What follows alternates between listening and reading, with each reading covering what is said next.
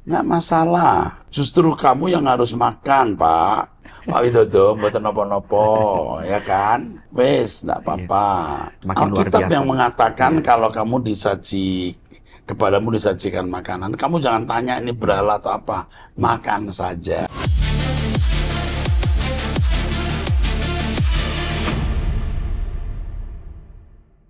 Salam saudara, kembali kita mengikuti Abam. Kita masuk episode 1134. Ya. Ya. Oke, yuk kita mulai Pak Yehuda.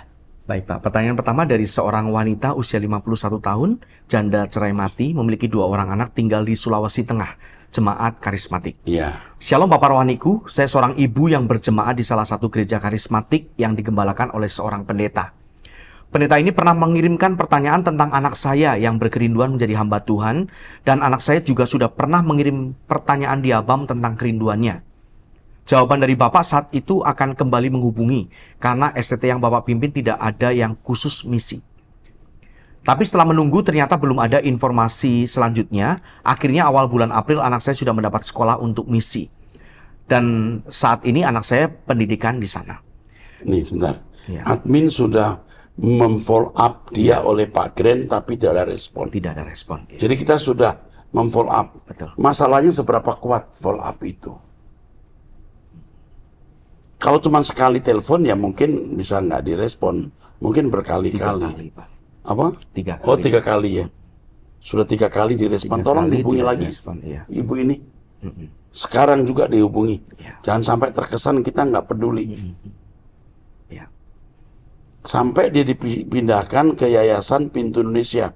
Padahal sekolah kita sekolah yang sangat akredited. Sayang. Mungkin karena saya pernah kerja sama orang kali ya. Iya. Saya pernah kerja target, Iya. saya pernah dagang, tagihannya harus bayar, jadi kerja keras. Kalau kita misalnya tawarkan barang, 1 kali nggak diterima, 2 kali, 2 kali nggak, 3 kali nggak, saya datang langsung. Iya. Nah, orang kalau nggak pernah kerja itu mungkin tidak terlalu kuat atau gimana ya. Oke, terus. Ya. Yang menjadi pertanyaan saya, apakah di mana saja mengikuti pendidikan tidak bermasalah kalau menerapkan ajaran yang diterima dari Bapak melalui suara kebenaran? Nggak bisa. Kalau di tempat yang salah, setiap hari mendengar suara kebenaran yang lain, nggak bisa. Ya. Ya, terus kan. Karena setiap kali menelpon, anak saya selalu bercerita bagaimana menjadi hamba Tuhan seperti ajaran Bapak untuk benar-benar memiliki hati seorang hamba. Ini maksudnya Pak Eras ya. Dia tinggal di asrama, jadi hari-harinya dilalui dengan belajar tentang kebenaran yang sesungguhnya. Saya seorang mama hanya bisa berdoa agar Tuhan Yesus selalu menyertai anak saya. Dengan penuh kerendahan hati, saya minta anak saya didoakan oleh Bapak Rohaniku. Saya terus belajar untuk hidup suci dengan aktif ikut doa pagi dan suara kebenaran, karena hari-hari saya di kebun dan selalu ditemani suara Bapak Rohaniku. Akhir kata saya mengucapkan terima kasih, hanya doa yang bisa saya persembahkan agar Bapak Rohaniku dan tim Abam tetap sukacita. Ini sudah sekolah ya atau baru masuk ya? Ini sudah masuk Pak. Sudah pendidikan di sana. Yayasan ini bukan STT loh, mungkin sekolah penginjil aja. Yang setahun gitu. Harus di cross check sih Pak. Kayaknya sih kalau yayasan begini. Coba nanti ditelepon ya hari ini juga ya. Ibu ini serius sekali loh. Anaknya mau ikut saya loh. Kalau sampai tidak ditindaklanjuti secara benar, saya kecewa ya. Ya. Ya. Harus ditindaklanjuti. Dia hanya untuk ke kebun, harus tidak. Kalau perlu kita kirim tiket untuk bawa dia ke sini. Ya. Oke. Terus kan? Ya. Pertanyaan berikutnya dari seorang wanita usia 41 tahun, sudah menikah, memiliki 1 orang anak, tinggal di Jawa Barat, jemaat Pentakosta. Shalom Bapak Eras, saya pengikut Pak Eras dari sejak COVID. Saya juga mengikuti doa pagi dan mendengarkan khotbah Pak Eras. Yang saya mau tanyakan, bagaimana menghadapi suami yang homo. Semenjak 7 tahun yang lalu, ketika saya menyentuh suami, dia selalu menghindar dan merasa risih, sehingga itu membuat hati saya kecewa. Saya punya anak ya. Punya anak 1 Pak. Ya. Ternyata bulan Januari lalu saya mendapatkan bukti-bukti bahwa dia gay. Saya sangat kaget dan hati saya hancur. Sudah ketahuan dia minta maaf sampai sujud-sujud dan akhirnya saya memaafkan dia. Mungkin dia berusaha jadi pria normal. Ya. Sempat melakukan hubungan seks, Ya. penetrasi, lalu sampai punya anak ya. Tapi dia tidak sanggup meninggalkan gairah orientasi seksnya yang menyimpang itu. Terus Tapi di bulan Mei lalu, dia kembali chatting sama teman lelakinya dengan mesra. Dan saya menemukan video yang menjijikkan. Sehingga saya muak melihatnya, bahkan ingin pisah saja. Soalnya tidak ada yang perlu dipertahankan. mungkin tidak harus pisah ya. Ibu ini sudah 41 tahun juga kok umurnya. Ya. Ya menjadi saudara saja. Ya. Kalau sampai dia tidak bisa atau belum sembuh, usahakan dia sembuh. Kamu harus membelas kasihani dia. Ya. Jangan egois. Biar anakmu tetap punya bapak. Kalau kamu cerai lalu kamu kawin lagi, kamu sengsara dapat laki yang lebih jahat nanti. Sedangkan pria ini tidak jahat, hanya punya kelainan orientasi seks yang salah. Oke, teruskan. Tapi mengambil keputusan itu terasa berat, Pak. Karena anak saya minta tolong agar saya dan suami tidak berpisah. Awalnya saya pikir saya bisa melewati badai ini, tapi hati tidak karuan. Setiap mendengar khotbah Pak Eras, ikut abam dan ikut doa pagi, hati ini terasa kuat dan ada penghiburan yang Tuhan berikan. Tetapi terkadang hati ini sangat lemah dan risau. Pak Eras, tolong doakan kami dan biar kehendak Tuhan yang jadi. Ketika saya mengetik pesan ini, saya sambil menangis, Pak, karena hati saya hancur dan emosi saya tidak stabil. Kamu harus terima hidup ini tragis. Kau persiapan ke langit baru, bumi baru saja, ya.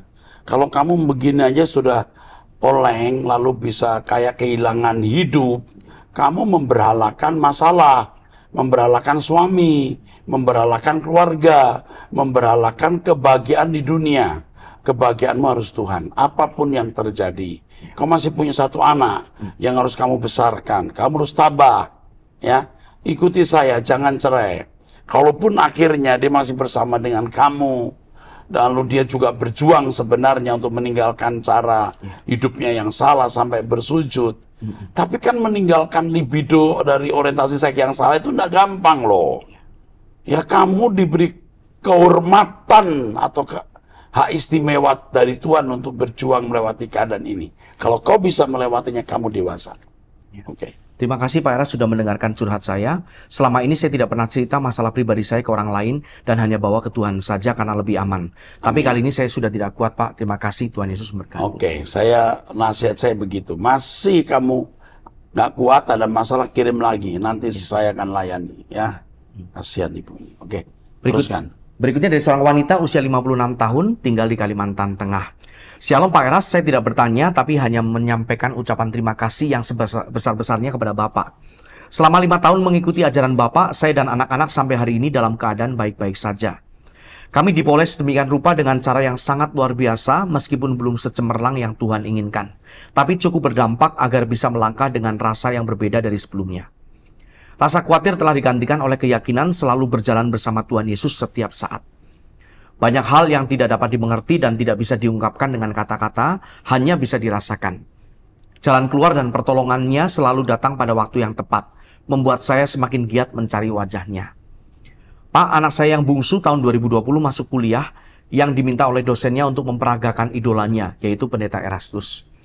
Dia berkhotbah tentang gadget seperti yang Bapak sampaikan dan sekarang sudah bekerja di sekolah Bapak di Rehoboth Boarding School, Palangkaraya, sebagai guru seni.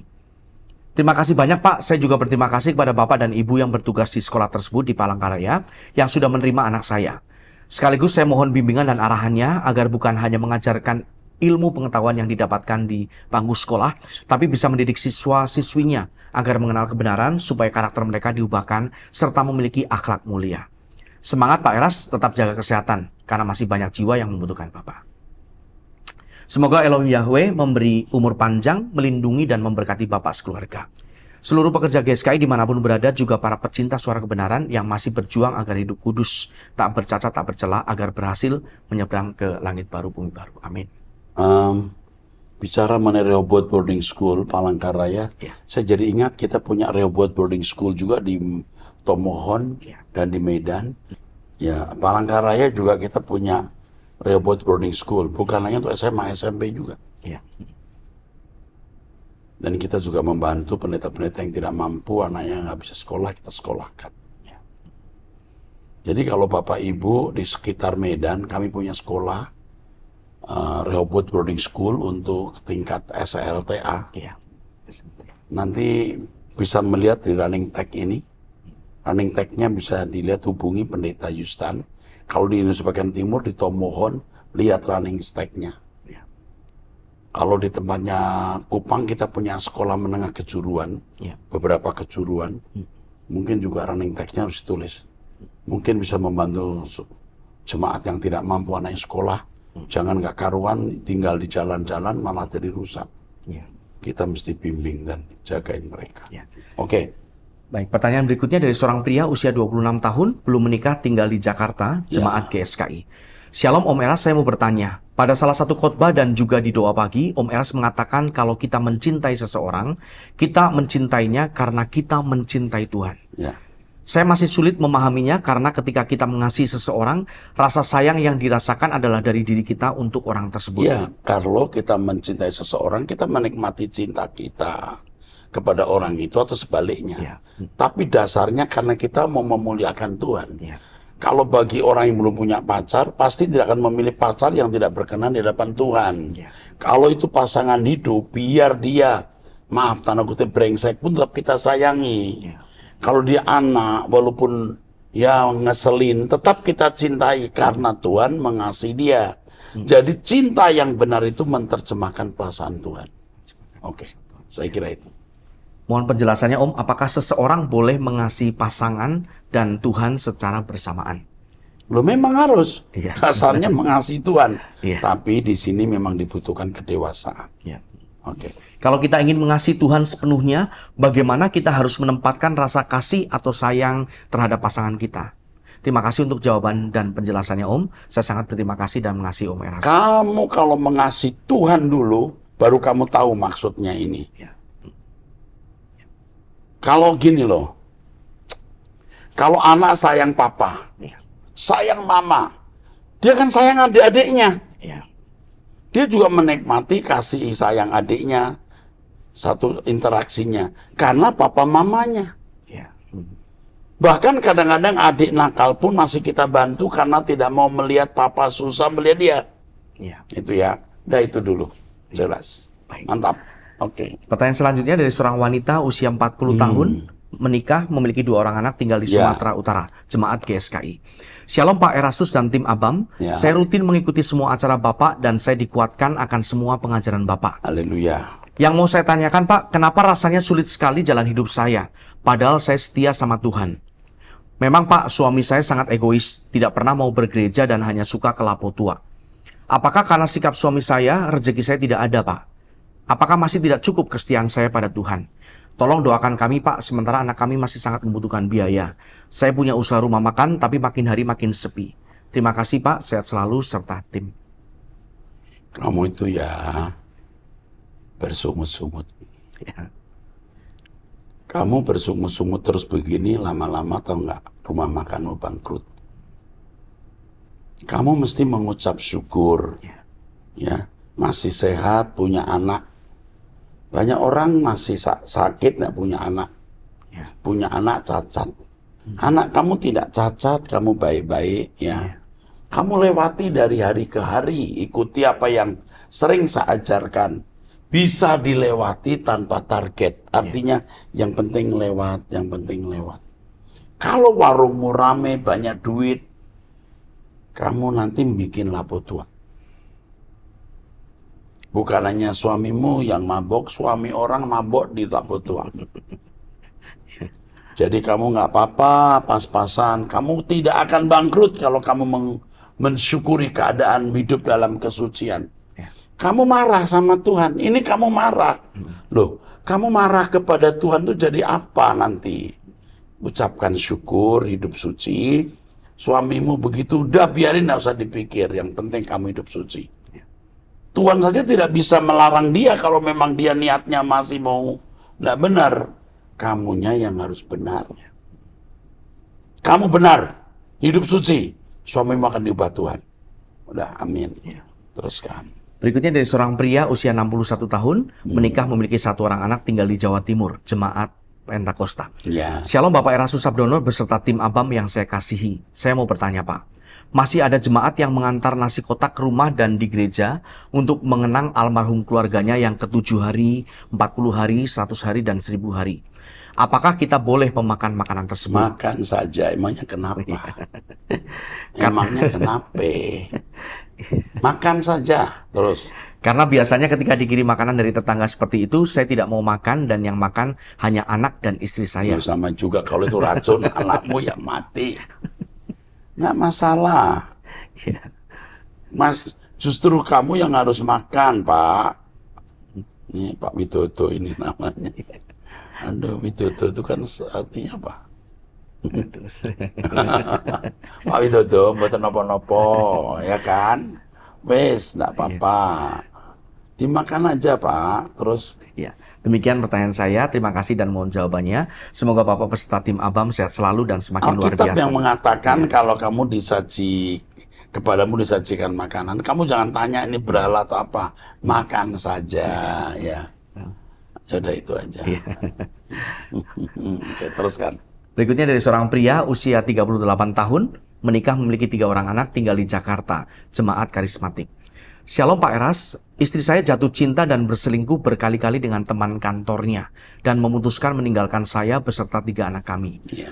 Alasan istri saya adalah dia sudah tidak cinta dengan saya karena 11 tahun pernikahan saya sering cuek, bermain game dan ketagihan pornografi.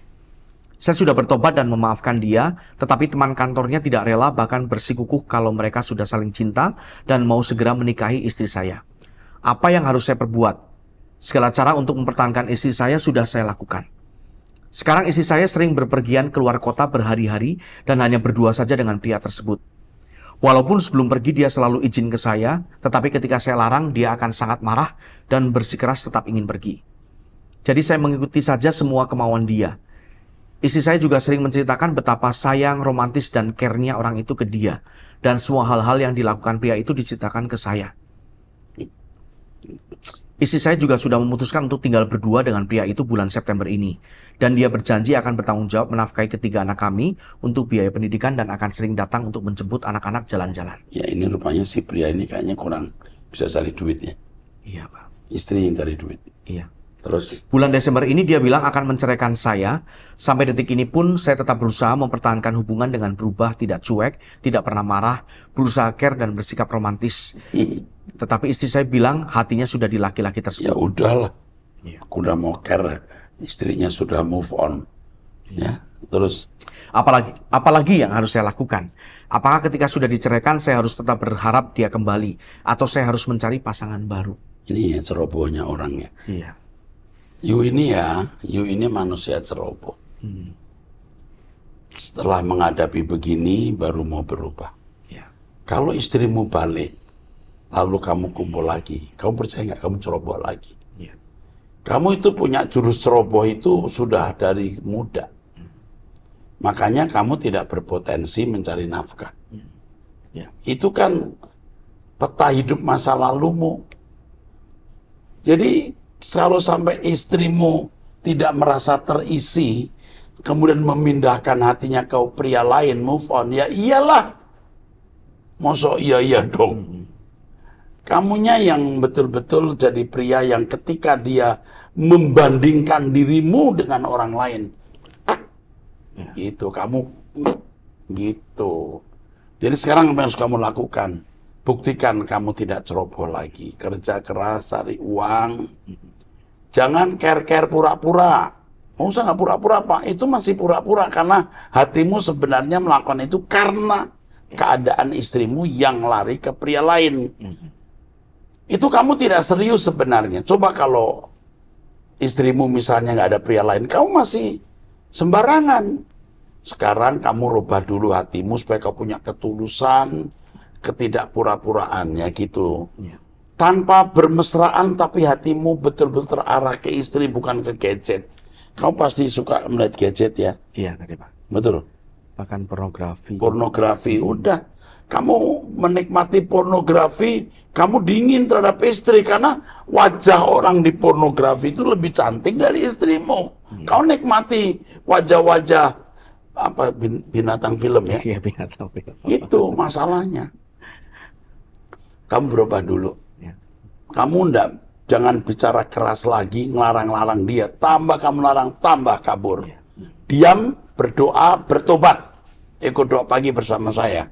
urus anak-anak dengan baik, lalu kamu bekerja keras cari nafkah.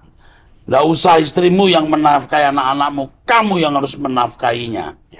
Lalu apa kamu masih mengharapkan dia balik? Ya iyalah. Ya iya dong, masa ya iyalah. Ganti terbalik. Kamu harapkan dia balik, ya. Nanti saya akan mendampingi kamu dalam doa. Gitu ya, jangan nakal lagi, ya. Jangan nonton film-film porno. Nggak gampang loh ninggalin kebiasaan nonton film porno. Nggak gampang. Saya naik dewe lah, jadi begini keadaannya. Tapi Tuhan masih bisa memulihkan kamu, nak. Bertobatlah sungguh-sungguh. Oke. Baik, pertanyaan berikutnya dari seorang wanita usia 61 tahun, janda cerai mati, jemaat GSKI. Ya. Shalom Pak, saya ingin bertanya, bagaimana memperbaiki hubungan dengan anak saya? Karena sebagai orang tua tunggal, saya belum bisa menjadi panutan yang baik. Ada satu kejadian di masa lalu, saya pernah melihat handphone anak saya dan membacanya secara sembunyi-sembunyi. Saya juga mengirim pesan kepada teman anak saya juga secara sembunyi-sembunyi, sehingga membuat anak saya kepahitan hingga sekarang. Saya dari dulu kurang jujur dengan anak saya. Anak saya kemudian marah, lalu saya katakan gangeng, dalam kurung galak, cengeng. Bahkan kemudian saya mendiamkan dia. Terus? Sampai sekarang saya masih kurang jujur sehingga anak saya masih terluka hatinya. Anak saya sudah sempat ke psikolog, tapi saya sendiri belum pernah ke psikolog. Apa yang harus saya lakukan untuk memperbaiki hubungan dengan anak saya? Saya sering berpikir hal-hal yang terkait dengan anak saya yang kurang perlu saya perhatikan. Padahal kejujuran itu seharusnya sangat penting. Dari dulu sudah sering dipermasalahkan anak saya, sehingga anak saya sangat berkeberatan kalau saya kurang jujur seperti itu. Bu, ibu itu sakit. Sakit jiwa. Ibu itu jiwanya sakit. Ya. Anak perempuan kayaknya ya. Nggak ada. Iya, nggak ada. Tapi kalau sampai nggak ngomongan begini. Kalau anak laki itu mau ribut-ribut masih ngomong. Kalau perempuan sama perempuan emang sama-sama tajamnya. Ya, jadi durian lawan durian. Jadi begini Bu, Ibu berubah dulu deh, ya. Ibu berubah dulu, nanti baru Tuhan yang akan buka jalan. Ibu berubah dulu, oke? Ini wanita ibu ini harus dilayani, nak. Dia harus dampingi, ya. Kasihan ibu ini. Bagaimana saya bisa memperbaiki? Ya berubahlah. Cuma masalahnya berubahnya gimana, itu yang harus dampingi, ya. Oke, terus. Pertanyaan berikutnya dari seorang pria 13 tahun, usia 13 tahun pelajar, tinggal di Jawa Timur, jemaat karismatik. Shalom Opa Erastus, saya ingin bertanya, jika ada seseorang yang sangat berdosa dan tidak pernah menyenangkan Tuhan, apakah Tuhan Allah membiarkannya hidup berdosa dan tidak mempedulikan orang itu? Pasti dia ditegur Tuhan, pasti, apalagi kalau itu anak Allah, pasti ditegur. Tapi kalau bandel dibiarkan. Tegur sekali, dua kali, tiga kali, mendukakan roh Allah, mendukakan sampai memadamkan, lalu menghujat roh dibiarkan. Begitu. Ya. Kamu umur 13 tahun nih. Nanti biar Cik Fani menjawabnya juga ini. Terus. Saya juga ingin menanyakan, maaf sepertinya kurang sopan. Apakah Opa Erastus pernah gugup sebelum berkhotbah? Dulu waktu muda. Sekarang saya bukan tidak gugup, tidak bisa gugup. Malah saya pengen terus ke mimbar, ya. Mimbar tuh jadi tempat kayak orang berselancar. Bukan gugup, malah senang. Nggak ada gugupnya. Supaya nggak gugup gimana? Harus tahu kita ini hamba Tuhan, menyampaikan pesan Tuhan. Dan tidak mencari pujian. Ya nanti kamu tama Cici Fani ya. Anti Fani dong kalau begitu ya. Ya, Cici aja. Oke. Ya. Baik. Terima kasih Pak Eras. Iya, terima kasih Pak Eras sudah menjawab. Ini Abraham Zoe Faith. Ya. Abraham Zoe itu hidup, Faith itu iman. Abraham yang menghidupi iman. Wah keren ya. Panggilannya Zoe atau Faith atau Abraham ini ya. Kalau Zoe gimana ya namanya? Oke deh, teruskan yuk. Ya. Berikutnya sebuah kesaksian dari seorang wanita usia 53 tahun, menikah memiliki 3 orang anak tinggal di Sulawesi Selatan. Ya. Shalom Pak Eras yang tercinta. Saat ini saya tidak mau bertanya dan hanya mau bersaksi saja. Betapa bermanfaatnya ikut doa pagi, karena saya juga salah satu pengikut setia doa pagi. Pada doa pagi tanggal 12 Juli yang dipimpin Pendeta Yehuda, saya merasakan kesembuhan terhadap punggung saya. Amin. Terus. Wah, ini penghiburan. Iya, udah luar biasa nih. Terus kan, punggung saya seperti keseleo beberapa hari lalu dan terasa sakit saat bergerak. Tapi saat firman Tuhan, tiba-tiba tulang saya berbunyi kretek-kretek, padahal saya tidak menggerakkan badan saya. Wow. Puji Tuhan, amazing. Amazing. Salam LP3. Terima kasih Pak Eras. Wah, ini Pak Yehuda ya, disertai bonus. diberkati Tuhan. Berkat. Mantap, puji Tuhan. Oke. Terima kasih. Berikutnya dari seorang wanita usia 27 tahun, menikah memiliki 3 orang anak, tinggal di Jawa Barat, jemaat karismatik. Ya, Shalom Pak Eras, suami saya tidak mau berhenti bermain judi online. Bahkan dia sampai mempunyai hutang. ya. Saya sulit mencegahnya karena kami long distance Oke, relationship saya LDR. potong dulu. Jangan memberi uang ke dia sama sekali. Terus. Ya. Saya sudah mandiri cari uang, tapi hanya sedikit penghasilannya. Suami saya susah cari kerja di Jakarta. Oh, ini tinggalnya di Jawa Barat, ibu ini. Makanya dia memutuskan kerja di luar daerah. Singkat cerita, suami saya ini tidak bisa bertahan lama di dunia pekerjaan dan sudah 3 kali dipecat. Saat ini dia sudah bekerja di bagian tambang, walaupun tidak ada masalah di tempat pekerjaannya, tapi dia selalu berjudi. Iya, dia akan bahaya ya. Ya. Terus. Saya berpikir, apakah saya harus kerja di luar negeri? Karena ipar saya sudah menawarkan pekerjaan, tetapi anak-anak saya masih membutuhkan saya di sini. Saya ingin bercerai karena sudah selama 7 tahun suami tidak memenuhi tanggung jawab sepenuhnya. Saya pikir lebih baik hidup sendiri dan membesarkan anak daripada bertahan tidak ada gunanya. Enggak. Kamu enggak boleh cerai dulu. Ya. Kamu gantung saja. Jangan keluar negeri. Anak-anakmu rusak. Kamu di sini, kamu usaha bagaimana caranya. Pasti kamu masih hidup, nak. Ya.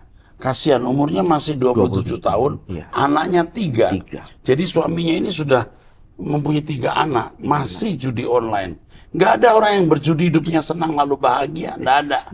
Tapi ya kamu mencari Tuhan. Tuhan masih mau nolong kamu. Tidak ada yang mustahil bagi Tuhan. Ya, ikut saya doa pagi. Kita bersama-sama melewati hari ini, nak. Ya, Tuhan memberkati kamu. Jangan keluar negeri, ingat. Jaga anak-anak. Pasti ada jalan keluar nanti. Oke. Yang saya ingin tanyakan, apakah saya berdosa di mata Tuhan jika saya cerai? Jangan dulu. Ya digantung saja. Karena tidak pernah ada namanya mantan bapak. Ya harus jadi bapak abadi mestinya. Ya. Nanti kalau kamu nikah lagi, kamu bisa sengsara loh. Lebih sengsara. Jangan. Lalu dia punya saudara kan peduli sama kamu. Saudara laki-lakinya. Oh ya, ini ipar, betul. Ya iparnya masih baik sama kamu. Jadi dia akan bantu kamu nanti. Oke. Teruskan. Baik. Pertanyaan terakhir dari seorang wanita usia 58 tahun. Ya. Single parent, memiliki 3 3 orang anak tinggal di Jakarta. Jemaat Ini Protestan. Ya. Shalom Bapak Rohaniku yang terkasih, Bapak Pendeta Erastus. Saya pecinta Abam dan doa pagi yang selalu mengikuti program-program pelayanan Truth.id. Terima kasih Pak untuk pengajarannya yang semakin hari semakin berbobot. Izinkan saya bertanya, dalam Yesaya 9 ayat 5, apakah maksud sebutan atau gelar Yesus sebagai Bapa yang kekal itu ya Pak? Artinya Yesus mewakili Bapa, maka Yesus berkata, kau lihat aku, kau lihat Bapa. Ya. Itu Bapa yang kekal. Ya. Gelar itu disandangkan kepada Yesus karena Yesus mewakili Bapa di surga. Ya. Oke. Karena saya kurang paham dan agak membingungkan, mohon pencerahannya ya Pak. Udah itu saja. Ya. Terus. Saya pernah bertanya di Abam terdahulu hal Roh Kudus. Bapak menjawab akan menjelaskan dengan lengkap dalam sesi khusus. Saya tetap setia menanti sampai sekarang. Semoga cepat teragendakan karena pengajaran Bapak gamblang dan mudah dipahami.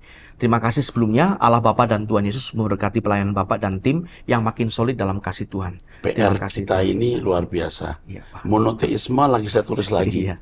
Jadi nanti di buku Logos sudah selesai. Iya. Oke. Tapi saya sarankan Anda mendengarkan penjelasan Logos yang dikupas oleh layar teologi. Anda mesti buka layar teologi dan akan diberkati lewat penjelasan dari Saudara Rudi. Dari Pak Rudi ini. Layar teologi. Ya. Dia jelas sekali menjelaskannya. Oke, cukup ya Pak Yehuda. Sampai jumpa, Tuhan berkati.